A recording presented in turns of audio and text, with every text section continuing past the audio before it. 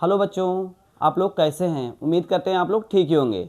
आज हम लोग कुछ नए टॉपिक के बारे में पढ़ेंगे। ये क्लास 8 के लिए बहुत इंपॉर्टेंट है। हालांकि सभी बच्चों के लिए नॉलेज के लिए बहुत ज़रूरी है, क्योंकि हम लोग पैसा बैंक में जमा करते हैं, कितना परसेंट ब्याज लगता है, कैसे हमारा पैसा बढ़ जाता है, कैसे क्या होता है, कैसे हम लोग लोन लेते हैं तो उसमें हम पे कर्जा कितना लगता चल जाता है, ये सब की जानकारी हम लोग इस टॉपिक में पढ़ेंगे। ठीक है, ध्यान से पढ़ेंगे हम लोग। क्या एक होता है साधारण ब्याज। साधारण ब्याज बराबर क्या होता है? मूलधन गुणे दर गुणे समय बट्टा 100। इसे बोलते हैं सिंपल इंटरेस्ट। इंग्लिश में बोलेंगे सिंपल इंटरेस्ट। इसको क्या मूलधन को बोलते हैं? प्रिंसिपल। दर को बोलते हैं रेट, और टी को बोलते हैं समय को बोलते हैं टी, टाइम। ठीक है, तो यहाँ पर देखिए चक्रवृद्धि ब्याज का था। दोनों में डिफरेंस समझेंगे। साधारण ब्याज का मतलब क्या होता है? प्रत्येक वर्ष उतना ही ब्याज लगेगा जितना कि पहले वर्ष में लग रहा है। जैसे मैंने बताया कि जैसे आपने 1 लाख रुपया बैंक में जमा कर दिया। ठीक है, तो अगले साल मान लो आपके पैसे पर 5% ब्याज लग रहा है। तो 5% ब्याज लगने के बाद में 1 लाख से कुछ तो बढ़े। जैसे मैंने कहा कि आपने 1 लाख रुपया जमा कर दिया बैंक में, मान लो 1 लाख रुपये जमा कर दिया। अब मैंने कहा कि भाई 5% ब्याज लग रहा है, तो 1 लाख का 5% बट्टे 100। अभी कल हमने उस पर पढ़े थे, तो ये कट जाएगा। ठीक है, 5 कहने 5, 1 2 3, यानी 5,000 रुपया बढ़ जाएगा। यानी कि कहने का मतलब ये हुआ कि हमारा अगले साल कितना हो जाएगा? 1,05,000 रुपया हो जाएगा। हमारे पास कितना हो गया? मैंने 1 लाख रुपया मैंने जमा किया साल भर के लिए, और 5% ब्याज के हिसाब से हमारा कितना हो गया? अगले साल जब निकालने जाएंगे 1 साल बाद, तो हमें मिलेगा 1,05,000 रुपया मिलेगा। लेकिन जब अगले साल फिर से इस पर ब्याज लगेगा तो 1 ही लाख पे लगेगा। 1 ही लाख पे नहीं, हर साल सिर्फ 5,000 रुपया ही बढ़ेगा। इसे कहते हैं साधारण ब्याज। प्रत्येक वर्ष जो बढ़ेगा ब्याज वो 5,000 ही बढ़ेगा, क्योंकि 1 लाख पर ही ब्याज लगेगा। लेकिन यही अगर चक्रवृद्धि ब्याज की बात किया जाए, तो चक्रवृद्धि ब्याज का मतलब ये होता है कि ब्याज पे ब्याज लगना। जैसे मैंने कहा 1 लाख पे 1 साल के लिए 5% ब्याज अगर माना जाए, तो वो ब्याज जो लगेगा 5,000 बढ़ जाएगा। अब अगले साल वो जो मूलधन होगा, हमारा मूलधन जो होगा वो 1,05,000 हो गया। अब 1,05,000 पे ब्याज लगेगा, यानी अगली बार जब बढ़ेगा तो लगभग 5,000, 20 या 5,000, 100 कुछ भी बढ़ जाए, मतलब जो भी बढ़ेगा। यानी इसमें ब्याज पे ब्याज लगता है, और इस पे इसमें जो होता है वो मूलधन पे ही सिर्फ ब्याज लगता है। जैसे हमने कहा कि देखिए अभी हम आप लोगों को प्रूव करके दिखा रहे हैं। जैसे हमने कहा सवाल है P बराबर मान लो 2,000 है, R का मान है 20% और T का मान मान लो है 2। ठीक है, अब इसका आपको निकालना क्या है? SI निकालना और CI दोनों निकालना है। SI का मतलब होता है सिंपल इंटरेस्ट, और CI का मतलब होता है कंपाउंड इंटरेस्ट। ठीक है, तो पहले SI निकालते हैं। देखिए SI कैसे निकलता है बाबू, ध्यान देंगे। शॉर्ट फॉर्म में लिखेंगे SI बराबर सिंपल इंटरेस्ट बराबर PRT, P गुणे R गुणे T बट्टा 100 हो जाएगा। अब ये क्या होता है? P मतलब मूलधन, P मतलब प्रिंसिपल, इंग्लिश में प्रिंसिपल मतलब मूलधन, R मतलब रेट यानी दर, और T मतलब समय यानी टाइम। ठीक है, बट्टे 100, ये शॉर्ट फॉर्म में लिखा गया है। तो P का मान बाबू रखेंगे 2,000, R का मान है बाबू 20% और T का मान है 2 बट्टे क्या हो जाएगा? 100। 00 कट जाएगा। अब क्या जाएगा? 20 भी सही हम 400 गुणे 2, 4 दूनी 8, 800 रुपया हो गया। यानी हमारा 2 साल में 2,000 का 800 रुपया बढ़ जाएगा। यानी हमारे पास कुल 2 साल में कितना रुपया हो जाएगा? 2,800 रुपया। यानी मिश्र धन की अगर बात किया जाए, मिश्र धन, यहाँ देख लीजिए, अगर मिश्र धन की बात किया जाए तो क्या होता है? मूलधन प्लस ब्याज। तो मूलधन हमारा 2,000 था पहले जो हमने बैंक में जमा किया था, और जो हमें ब्याज मिला वो 800 रुपया मिला ब्याज फालतू। तो यानी क्या हो जाएगा? 2,800 रुपया हमारे पास हो गया। ये हो गया हमारा मिश्र धन। मिश्र धन का मतलब ये होता है कि हमारा जो पैसा जमा हुआ था वो और प्लस जो बढ़ा है वो दोनों मिला के जो होगा वो हो जाएगा मिश्र धन। लेकिन अगर यही चक्रवृद्धि ब्याज निकाला जाए, देखिए इसको मिटा रहे हैं, सूत्र आप लोग देख लिए होंगे, इसको देखेंगे। अगर हम लोग करें क्या कि इसको चक्रवृद्धि ब्याज निकालना है, अगर कंपाउंड इंटरेस्ट निकालना है तो ध्यान देंगे, इस बात को ध्यान दीजिएगा। तो सी आई वाला सूत्र क्या होता है, पी कोष्टक में 1 प्लस आर बटे 100 एन का घात माइनस 1। अब से यन क्या है, यन यही टाइम होता है बाबू, यन को ही इसमें उसमें टाइम, यहाँ पर टी यूज करते हैं, यहाँ पर टाइम के लिए यन भी यूज करते हैं और टी भी यूज कर सकते हैं, कोई दिक्कत नहीं है। तो देखिए पी का मान बाबू हो जाएगा यही 2000, ठीक है। 1 प्लस आर का मान बाबू 20 बट्टे 100 हो जाएगा। एन का मान वही टी वाला जो 2 हो गया माइनस 1। अब इसको हल करना सीखिए आप लोग। अब 20 से करें 20, 20 5 100 होते हैं, 1 प्लस 1 बट्टे 5 हो जाएगा, का स्क्वायर हो जाएगा माइनस 1 हो जाएगा, ठीक है। अब यहाँ हो जाएगा 2000, इसका एलसीएम करेंगे तो 1 बट्टा 1 प्लस 1 बट्टा 5 का स्क्वायर माइनस 1।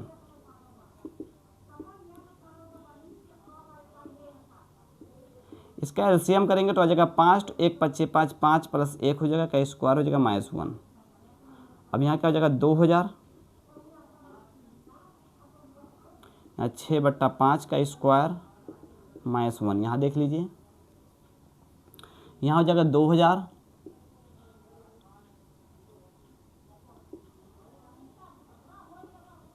यहाँ 6 पे स्क्वायर 6 चौक 36 और 5 का स्क्वायर 5 25 माइनस 1 ही पहले से ही है, बटे कर सकते हैं, स्क्वायर गायब हो गया।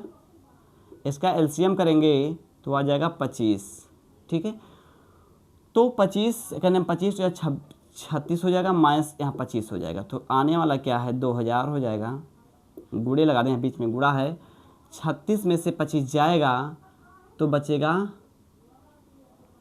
11 बट्टे 25, तो 25 चौका 100 और 25 अट्ठे 200, तो 8 बार जाएगा, यहाँ पर 80 हो जाएगा, और 11 अट्ठे 88। क्या मिला आपको 11 अट्ठे 88, ठीक है, ये 0 बढ़ जाएगा। अब समझेंगे, वहाँ पर तो हमको मिला था 800 रुपये ब्याज, यहाँ पर मिला 880 रुपये ब्याज। अब यहाँ पर अगर मिश्र धन निकालना है, मिश्र धन, तो क्या हो जाएगा मूलधन प्लस ब्याज। देखिए तो मूलधन क्या हो जाएगा आपका 2000 प्लस 880 रुपया, तो क्या हो जाएगा 2880 रुपये, ये हो गया।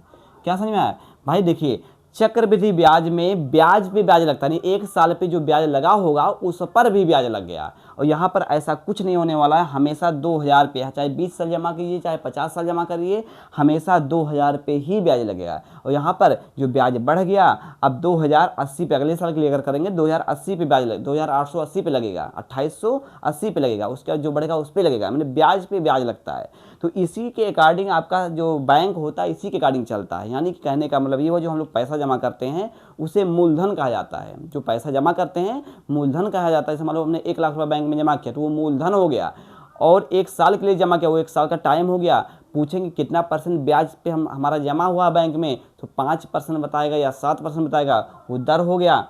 और मिश्र धन क्या होता है? जैसे मैंने 1 लाख रुपये जमा किया, 1 साल में 5000 बढ़ गया, 1 लाख रुपये जमा करने में 5000 बढ़ गया, तो हम अगले साल जब निकालने जाएंगे तो 1,05,000 निकलेगा। यानी 5000 जो मिला वो ब्याज हो गया, लेकिन पूरा मिला करके 1,05,000 जो हुआ वो मिश्र धन हो गया। ठीक है, इसको नोट कर लीजिए। एक क्वेश्चन और बताते हैं। देखिए बच्चों, आप लोग लगातार मेहनत से पढ़ते रहिए। छोटा छोटा जो मतलब क्या नाम है बेसिक मैथ बता रहे हैं, वो आपके बड़े मैथ में काम बहुत लगता है। देखिए हर क्लास में कहीं ना कहीं आपको चक्रवृद्धि ब्याज या मिश्रधन या मूलधन कुछ ऐसा बात आ जाता है जो बच्चों को क्लास 8 में, क्लास 7 में, क्लास 6 में नहीं पढ़े होते हैं। तो इस बात को विशेष ध्यान दे के आपको पढ़ना है बाबू, जान लीजिएगा। नहीं तो मैथ कहते हैं कोई घर बनवाना है तो आपका बेस मजबूत होना चाहिए। अगर बेस मजबूत है, बेसिक मजबूत है, नींव मजबूत है, तो उस पर चाहे जितना तल्ला बनाएंगे वो क्या हो जाएगा, वो ओके हो जाएगा, मजबूत बन जाएगा। लेकिन अगर आपका बेस मजबूत नहीं है, नींव मजबूत नहीं है, तो आप कितने भी अच्छे से पढ़ेंगे वो कहीं ना कहीं आपको डिफीट खाना पड़ेगा, कहीं ना कहीं आपको कमजोरी का सामना करना पड़ेगा। इसलिए मैं बेसिक मैथ भी बता रहा हूँ कि आप लोग का बेसिक मैथ भी कवर हो जाए जो बच्चों कमज़ोर हैं, और बाकी आप लोग के सिलेबस का चीज़ तो पढ़ा ही रहे हैं। ठीक है, अब ध्यान से देखेंगे, एक आध क्वेश्चन और लगाते हैं, इस पर क्लियर हो जाएगा आप लोग के। जैसे मैंने कह दिया बाबू कि मान लो पी प्रिंसिपल आपका दिया है 1600 रुपये, कोई दिक्कत नहीं है, 1600 रुपये आ गया मान लो। अब मैंने कहा आर भैया है 3%, 3% मिल रहा, सॉरी 30% मान लो, करो 30% कर दो। और टी का मान मान लो है 3 वर्ष, ये 3 वर्ष दे दिया। अब आपको एस आई और सी आई दोनों निकालना है, मान लो एस आई भी निकालना और सी आई भी निकालना है, ठीक है। तो एस आई मतलब सिंपल इंटरेस्ट यानी साधारण ब्याज, और सी आई मतलब कंपाउंड इंटरेस्ट हो जाएगा।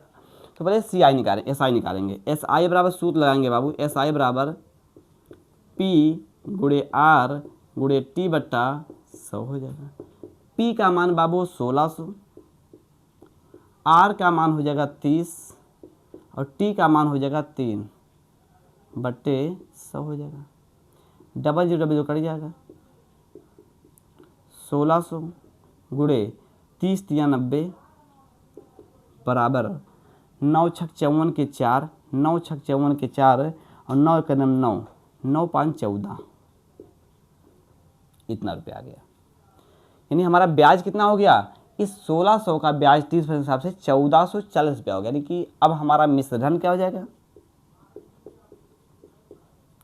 बैंक में तो मैंने 1600 रुपये जमा कर दिया 3 साल के लिए और हमको 30% प्रति वर्ष दे रहा है ब्याज, तो हमें 1440 रुपये बढ़ गया हमारा बैंक में। तो हमारा मूलधन कितना है, पी का मान, पी प्लस ब्याज होता है, तो पी का मान भैया हमारा 1600 था, देखिए इतना बढ़ भी गया। तो हमारा कुल आंसर आ जाएगा आपका 0 4 6 4 10 की हासिल 1 1 2 1 2 1 3, ये 3040 रुपया हो गया। यही अगर कंपाउंड इंटरेस्ट आपको निकालना है, सी आई निकालना है बाबू, तो सी आई बराबर सूत्र होता है पी कोष्टक में 1 प्लस आर बट्टे 100। एक चीज़ और, हम लोग डायरेक्ट मिश्रधन निकाल लेते हैं। मिश्रधन कितना हमारा पैसा हो जाएगा, चक्रवृद्धि मिश्रधन निकाल लिया। और एक चीज़ नया सीख जाएंगे आपको, मिश्रधन, मिश्रधन मतलब आपको ब्याज और मूलधन मिलके मिल जाएगा आपको। देखिए सिंपल है, मिश्रधन 1 प्लस आर बाई 100 एन के घात माइनस, अब माइनस होने लगाएंगे, बस हो गया आपका। ये क्या हो गया, ये आपका सवाल हो गया, सूत्र हो गया, ये मिश्रधन का सूत्र है बाबू। ये क्या होता है, इसमें जोड़ना पड़ा, उसमें भी अगले क्वेश्चन में भी जोड़े थे, इसमें जोड़ना नहीं पड़ेगा, डायरेक्ट आंसर आ जाएगा कि हम बैंक से 3 साल बाद कितना पैसा निकालने जाएंगे। उसमें क्या था, ब्याज हुआ, ब्याज के बाद हम कितना जमा किए थे वो जोड़ेंगे तब हमारा काम होता था। इसमें ऐसा कुछ नहीं करना है, इसमें ये करना है कि हमारा कितना पैसा कंप्लीट हो जाएगा। तो मूलधन क्या जाएगा भाई, देखिए 1600 रुपया था। अब 1 प्लस आर का मान है बाबू 30 बट्टे का जगह 100 हो जाएगा। एन का मान क्या हो जाएगा 3 वर्ष, सही है। काटिए 0 0, अब तो कटने वाला नहीं है, तो 1600 हो जाएगा। यहाँ पर देखिए एलसीएम करेंगे, 10 सेकंड 10 प्लस 3 बट्टे का जगह 10 और 3 के घात, तो 1600 हो जाएगा गुणे 10 3 13 बट्टे 10, यहाँ पर 3 हो जाएगा, ठीक है। अब उसे अब क्या होगा सर, ये तो करना क्या है भाई, 13 तरह 1 13 गुणे 13 गुणे 13, 13 तरह 1 6 9 गुणे फिर 13 कर दीजिए, तो 9 3 27 के साथ 2 हासिल, 3 9 27 के साथ 2 हासिल, 3 6 18 18 2 20 20 के 0 2 हासिल और 3 कम 3 3 1 5 3 2 5 हो जाएगा और 1 9 9 1 छक्का 6 1 हो जाएगा, तो हो जाएगा 7 9 और 6 5 11 हासिल 21 97, कितना जाएगा बाबू 21 97। तो 1600 गुणे 2197 आपान 10 दाहिम 100 दाहिम 1000, तो कट जाएगा। अब काटिए 2 5 6 10, तो 2 से काटेंगे 2 8 16, ठीक है। अब गुणा करना चाहेंगे कर सकते हैं, 8 गुणे 2197 बट्टे 5, ठीक है। गुणा कर लीजिए, गुणा करेंगे 2197 गुणे 8 कर लेंगे, तो 8 7 56 56 के 6 5 हासिल 8 7 56 के 6 5 हासिल और 8 9 72 73 74 75 76 77 77 के 7 हासिल, 8 के 8 7 दूनी 14 15 15 के 5 1 हासिल और 8 दूनी 16 16 1 17, यानी 17, ये हो जाएगा 17 5 7 6 बट्टा 5। अब इसमें आपको डिवाइड करना पड़ेगा 5 से, तो 5 तियाँ हो जाएगा 15, तो ये कट जाएगा, 2 बचेगा 5 5 25 हो जाएगा, तो ये ख़त्म हो गया। यहाँ बचा 7, यहाँ बचा 7 5 करने में 5 तो बचा 2, 6 5 25, ये कट गया, 1 बचा। अब 10 में बढ़ा सकते हैं 0, तो 5 दूनी 10, यानी आपका कटने के बाद में कितना रुपये बढ़ जाएगा, कितना रुपये मिलेगा आपको 3 साल बाद 3515 रुपया। यहाँ पर ना बचा था 3040 मिला था, और यहाँ चक्रवृद्धि ब्याज में कितना मिलेगा आपको 3515 रुपया, सॉरी 3515 रुपया मिलेगा 10.2 पैसा। अब कहोगे सर जी इसमें चक्रवृद्धि ब्याज क्या आएगा, तो चक्रवृद्धि ब्याज अगर इसमें ज्ञात करना है, चक्रवृद्धि ब्याज बराबर ये मिश्र धन में से मूलधन को घटा दीजिए। तो मूलधन हमारा आया है 3515.2 माइनस आपका 1600 रुपया, ठीक, हटा दीजिए। तो यहाँ 0 हो जाएगा, यहाँ 0, अरे सॉरी 10.2 रहेगा, यहाँ हो जाएगा 5, यहाँ 1, यहाँ देखिए 15 में से 6 गया तो 9, 6 9 हो जाएगा, ठीक है। और यहाँ बचा 2, 2 में से 1 गया 1, यानी 1915 रुपये बढ़ा है। और इसमें क्या बढ़ा था 1440 रुपये बढ़ा था, ठीक है। आपका ये ब्याज हो गया, चक्रवृद्धि ब्याज हो गया, ठीक है। तो बाबू समझेंगे बात को, यही होता, ये सब जानकारी सभी के पास इसलिए होनी चाहिए क्योंकि चाहे वो आर्ट साइड का बच्चा हो चाहे साइंस साइड का बच्चा हो, ये सबके लिए ज़रूरी है क्योंकि सभी के पास पैसा आएगा या होगा। सभी लोग बैंक में पैसा जमा करते हैं, कैसे कितना ब्याज लगता है, कैसे हमारा क्या निकलता है, कितने % ब्याज पे हमें क्या करना चाहिए, यही प्रोसेस लगता है, ठीक है। तो इसी को कहते हैं चक्रवृद्धि ब्याज और क्या नाम है साधारण ब्याज में। दोनों में डिफरेंट यही है कि साधारण ब्याज में पैसा कम बढ़ता है और चक्रवृद्धि ब्याज में ब्याज पे ब्याज लगता है, इसलिए क्या होता है बढ़ता है। यानी हमारा बैंक जो निर्भर होता है वो चक्रवृद्धि ब्याज पे काम करता है, चाहे हम लोग लोन निकालें और चाहे उसमें पैसा जमा करें, ब्याज पे ब्याज ही काम होगा, ठीक है।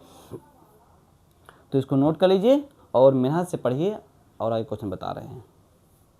क्या बताइए, सिर्फ ये कहने की बात है कि ये क्लास 8 का है, लेकिन बाबू जब तक आपकी लाइफ रहेगी तब तक आपका बैंक से रिलेटिव रहोगे, आप लोग बैंक से रिलेटिव रहोगे, आप बिजली विभाग में रहोगे तो कितना पैसा आपको बिजली का बिल भरना पड़ रहा है, कैसे ब्याज लग रहा है, कैसे कम होता है, ये सब का यूज यहाँ पर आप लोग अच्छे से सीख जाएंगे। इसलिए हर टॉपिक को आप लोग ज़बरदस्त पढ़ते रहिए, इसका आपका बहुत फ़ायदा होगा। एक टॉपिक और चीज़ देख लीजिए आप लोग, थोड़ा सा एक चीज़ और बता रहे हैं, इसको नोट कर ही लिए होंगे, जो बेसिक मैथ में ही आता है, पाइथागोरस प्रमेय। पाइथागोरस प्रमेय क्या कहता है, समझेंगे बात को भी। हालांकि किसी एक क्लास में मैंने बताया था, थोड़ा एक बार और बता देंगे बच्चों का बेसिक मजबूत और हो जाए। देखिए यहाँ पर क्या होता है, ये त्रिभुज होता है समकोण त्रिभुज, यानी राइट एंगल होता है, ये समकोण 90 अंश का होता है, तो इसे बोलते हैं बाबू लंब। क्या बोलते हैं, लंब। ये आधार होता है, आधार, इसे लंब बोलते हैं, ये आधार होता है, ये कड़ होता है। सूत्र बनता क्या है, कड़ का स्क्वायर बराबर लंब का स्क्वायर प्लस आधार का स्क्वायर। इसको अगर हम शॉर्ट भाषा में लिखें तो और इसको स्क्वायर और रूट कर दे तो इसका सही सूत्र वास्तव में क्या बनता है, जो हमें यूज करना होता है, के बराबर, यहाँ के होता है, के बराबर क्या हो जाएगा, रूट में स्क्वायर और रूट हो जाता है, तो यल का स्क्वायर प्लस ए का स्क्वायर। अगर हम लोग करें यल बराबर क्या हो जाएगा, तो के का स्क्वायर माइनस ए का स्क्वायर। अगर हम लोग करें ए बराबर क्या हो जाएगा, तो हो जाएगा के का स्क्वायर माइनस एल का स्क्वायर। ये 3 सूत्र का हम लोग यूज करेंगे। ये बहुत ही इंपॉर्टेंट, ये पाइथागोरस प्रमेय है, बहुत ही इंपॉर्टेंट, क्योंकि जब आप ट्रिग्नोमेट्री आप लोग लगाएंगे, यानी त्रिकोणमिति जब क्लास 10 में लगाएंगे, या ऊंचाई हाइट एंड डिस्टेंस यानी ऊंचाई दूरी लगाएंगे क्लास 10 का चैप्टर नंबर 8 और 9, तो इसमें ज़बरदस्त ये यूज होने वाला है। इसलिए इसको ज़बरदस्त तरीके से पढ़ेंगे। क्लास 7 में तो आप लोग पढ़े ही होंगे, लेकिन बहुत जगह ये यूज होने वाला है, इसलिए इसको ज़बरदस्त तरीके से इसको भी सीखिए, बहुत इंपॉर्टेंट है, ठीक है। तो समझेंगे बात को। जैसे हमने कहा, अगर ऐसे दे दिया त्रिभुज, कह दिया भैया ये 8 है, ये 4 है, ये आधार है, अब इसका सूत्र कैसे लगाएंगे, हमें ए ज्ञात करा, ए वाला सूत्र लगाएंगे बाबू। तो ए बराबर क्या हो जाएगा, ये ए का मान क्या हो जाएगा, के का स्क्वायर माइनस यल का स्क्वायर। के का मान बाबू ये है, आइए देखिए के, ये हमेशा के रहेगा, ये लंब ये आधार, तो के का मान हो जाएगा बाबू 8 का स्क्वायर माइनस यल का मतलब क्या हो जाएगा, यल का मतलब लंब यानी 4 का स्क्वायर। 8 जाएँ 64 माइनस 4 चौक 16, घटेगा बाबू तो क्या जाएगा, 4 में से 14 में से 6 जाएगा तो 8 बच जाएगा, यहाँ बचेगा 5, 5 में से 1 गया तो 4, ये आपका 48 आंसर आ गया, ठीक। फिर से घटा देते हैं, 14 में से 6 गया तो 4 4 8 हो जाएगा, यहाँ बचा 5, 5 में से 1 गया 4। ऐसे कोई क्वेश्चन पूछ लेगा, एक क्वेश्चन मान लो ये था, कोई क्वेश्चन पूछ लेता भाई कर्ण बता दीजिए हमको, जैसे हमने पूछा कि भैया ये 2 है, ध्यान देंगे ये 2 है ये 4, इसको बता दीजिए क्या हो जाएगा। के बराबर क्या होता है भाई सूत्र में, लंब का स्क्वायर प्लस आधार का स्क्वायर। ये आगे पीछे दोनों में हो सकता है, क्यों कि दोनों में प्लस है, बाकी इसमें तो सेम रहेगा भाई, के हमेशा आगे रहेगा। तो क्या होने वाला है इसमें, के का एल का मतलब क्या हो जाएगा आपका 4 का स्क्वायर, और ए का मतलब क्या हो जाएगा 2 का स्क्वायर, आधार नीचे लंब ये, तो 4 चौक 16 हो जाएगा, प्लस 2 दूनी 4, 16 4 क्या हो जाएगा 20 हो जाएगा, के का मान हो गया। तो ये हमारा क्या होगा आंसर हो जाएगा। ऐसे अगर कोई कह दे कि भैया हमको चाहिए आधार ज्ञात करना है, मैं हम लगा दे रहा हूँ, एक छोटा सवाल मान लो है इससे, तो यहाँ मान लो 5 है 4 है, आधार ज्ञात करना है, तो आधार बराबर क्या लगाएंगे सूत्र, नहीं यहाँ तो आधार है लंब, हम बात करते हैं लंब के बारे में, यहाँ 4 कर देते हैं, ठीक है। लंब, अगर आपको लंब ज्ञात करना है तो लंब वाला सूत्र लगाएंगे ये वाला, तो लंब बराबर क्या जाएगा भाई, देखिए के का स्क्वायर माइनस ए का स्क्वायर, तो के बराबर भैया 5 है, 5 का स्क्वायर हो जाएगा, और यल का ए का मतलब 4 का स्क्वायर, 5 का स्क्वायर यानी 5 गुणे 5, बहुत बच्चे गलती करते हैं, यानी 5 पे स्क्वायर में 5 में 10 कर देंगे, नहीं 5 पे स्क्वायर का मतलब क्या होता है 5 गुणे 5, यानी वर्गमूल वाले चैप्टर में हम जाना आप लोग देखना पढ़ाए हैं बेसिक मैथ में, तो 5 में 25 हो जाएगा, और 4 चौक 16 हो जाएगा, 16 में से 25 जाएगा, 25 में से 16 जाएगा 9 बचेगा, इसका वर्गमूल निकल सकता है 3 गुणे 3, तो यह बाहर निकाल सकते हैं इसको, क्या जगह 3, आपका लंब जो आ गया 3 आ गया। तो आप लोग ज़बरदस्त तरीके से बाबू पढ़ते रहिए, हर बेसिक को, अगर आपका मैथ स्ट्रॉन्ग करना है तो बेसिक को ज़बरदस्त पढ़िए, जितने अच्छे से पढ़ेंगे उतना अच्छा आपका मजबूत होगा मैथ, और मैथ मजबूत हो जाएगा तो समझो आपका दिमाग भी मजबूत हो जा रहा है, ठीक है। इसको नोट कर लीजिए, और आप लोग से कहना है कि आप लोग मेहनत से पढ़ते रहिए, हम आपके साथ हैं, और आप लोग भी कंप्लीट सपोर्ट करिए, ठीक है, जिससे हम भी आगे चलें और आप भी आगे बढ़ पाएँ। जय हिंद, जय भारत।